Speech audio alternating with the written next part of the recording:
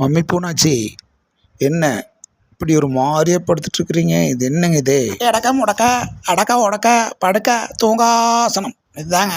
Mummy பூனா, யோகாசனம் கேள்விப்பட்டிருக்கிறேன். யோகாசனத்தில் எத்தனையோ வகையான ஆசனங்கள் கேள்விப்பட்டிருக்கிறேன்.